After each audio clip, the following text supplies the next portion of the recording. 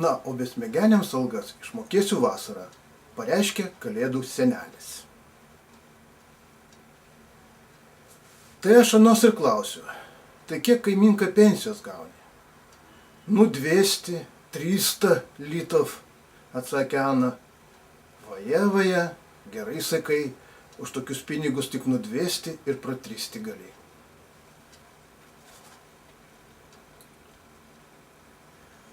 Jūs taip gražiai atrodote, ar daug dėmesio skiriate savo tualetui? O taip, paskutiniu metu visai iš jo neišeinu.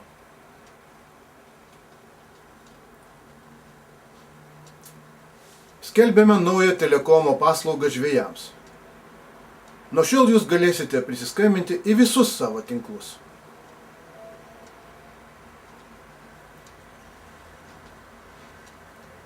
Sutarę sumušėm rankom, o po to dar paspardėm kojom.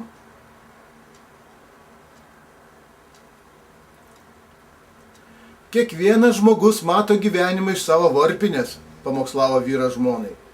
Dabar man aišku, kodėl tavoji nuolat atsekta, atšovė ta. Nerėk, nes pažadinsi. Ką pažadinsiu, ką?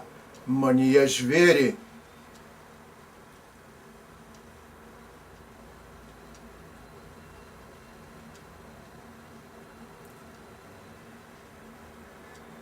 Ką daryti, jei vyras su jumis nesiskaito? Nepergyvenkit. Daug blogiau, kai jis su jumis nesižiūri.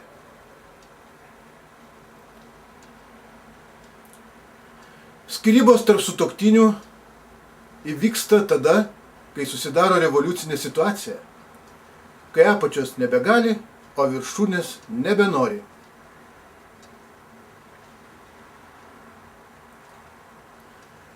Sunku laikyti liežuvį už dantų, kai dantis mirksta stiklinėje.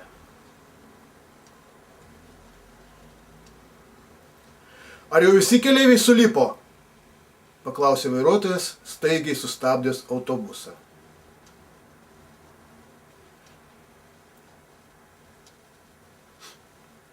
Kodėl tave atleido nuo karinės tarnybos? Nemoku prisitaikyti.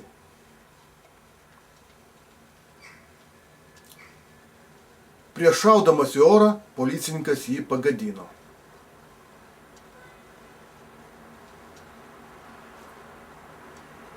Jis kalės, tikrai kalės, užtikrino policininkas, rodydamas į šuniuką.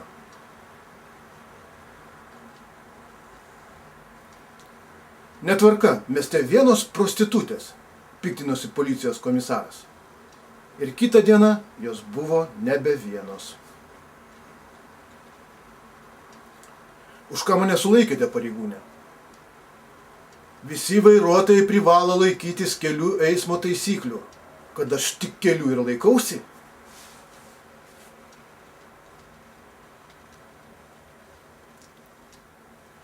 Kaip jūs drįstate taip su manimi kalbėti? Aš su jumis kiaulių neganiau. Tikra tiesa, kiaulės tamstelę ganiai vienas. Mirk, mirk, vapėja senis, mirkydamas džiūvėsi arbatoje. Ko toks laimingas? Man visą dieną ausyse skamba nuostabi muzika. Tai padaryk garsiau, visi paklausysim.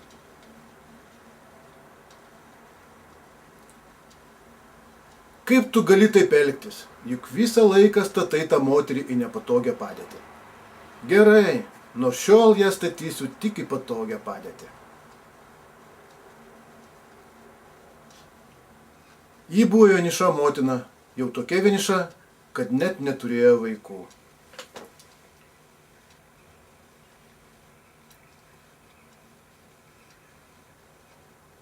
Po kokiu ženklu tu gimei? Paklausė Valkata Valkatos, vartydamas šiukšlinę rastą horoskopą. Po kokiu gimiau nežinau, bet pradėtas buvo po ženklų sustoti draudžiama.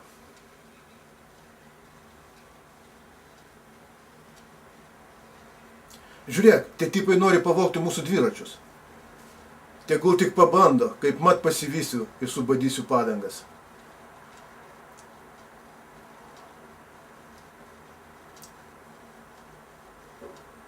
Mano vyras tikras paranormalus reiškinys, nes tik parą būna normalus, teigia susijaudinusi radijo laidos klausytoja.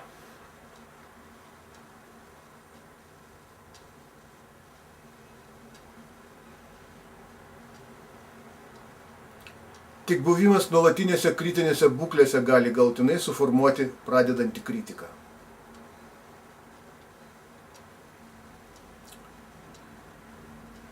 Rašytojų, jei turi ką pasakyti, nerašyk.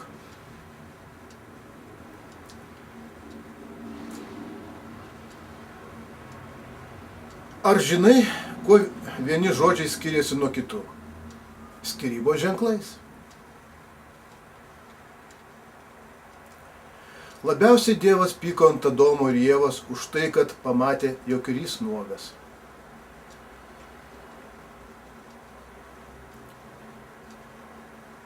Biudžetinės lėšos kultūros projektams tikra paspirtis kultūros ir meno veikėjams. Ateityje ieškosime dar veiksmingesnių būdų, kaip juos paspirti. Kultūrinis turizmas. Kultūrinio turizmo dalyviai atvykę į šį draustinį galės savo rankomis maitinti čia gyvenančius menininkus.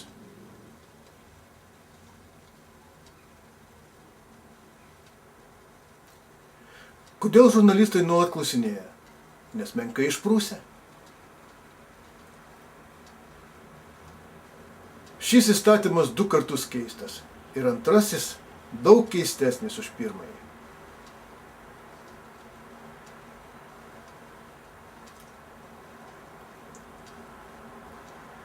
O kas liečia telefoninių pokalbių pasiklausimo, tai man net labai patinka, nes bent kažkas manęs atidžiai išklauso.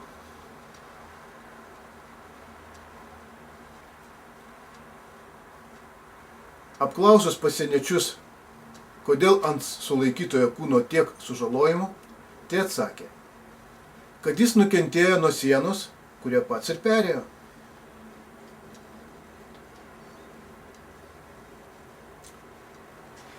Jūs klausėte apie mano nekilnojamąjį turtą.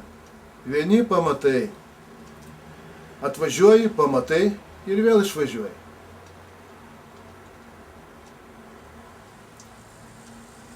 Vis tiek obels nepranoksiu, pagalvojo obuolys ir nustojo nokęs. Aš taip tave myliu ir nieko negaliu su savimi padaryti. Ir nevark, brangusis. Geriau ką nors padaryk su manimi.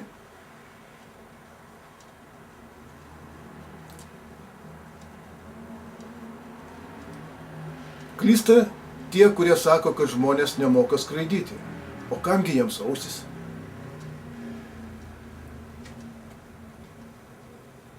Kai maestro sugrebė manikėnę už gerklės, pasigirdo paskutinis mados šauksmas.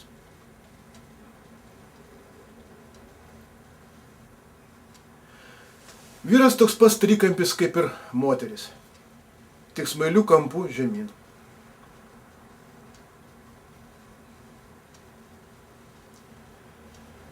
Senokai pas mus nesilankėte, prašnekino akušerė gimdyvė. O taip, kiek vandens nutekėjo. Jūs sakote, kad tie vaistai niekam tikę? Bet kokie šalutiniai poveikiai, įtikinėjo klientą vaistininkas.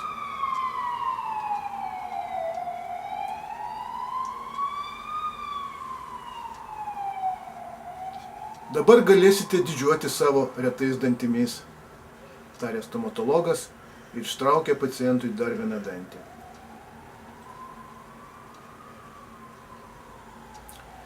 Dvi pensininkės prie šventinio stalo apsikeitė receptais. Tik po švenčių apsilankiusios vaistinė suprato, kokiais receptais apsikeitė.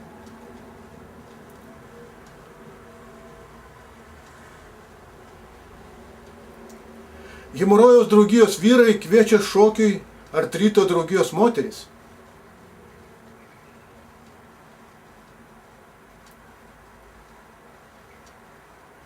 Kodėl visiems turi įrodinėti, jog esu nekaltas?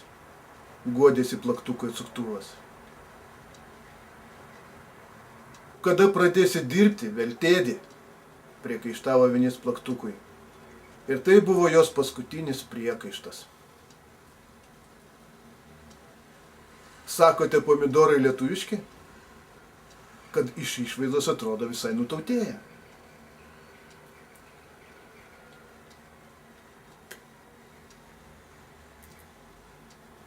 Kinologų draugijos pirmininkas savo dvynukes dukrelės pavadino Greta ir Iveta. Griežto tėvelio teigimu, šie vardai turėtų padėti dukroms surasti savo vietą gyvenime. Sutemo. Atrodė, kad lys. Bet praėjo visa valanda ir niekas nelindo. Sakome, kad daiktus reikia vadinti savo vardais. Todėl nuo šiol visus daiktus vadinsiu Algirdais.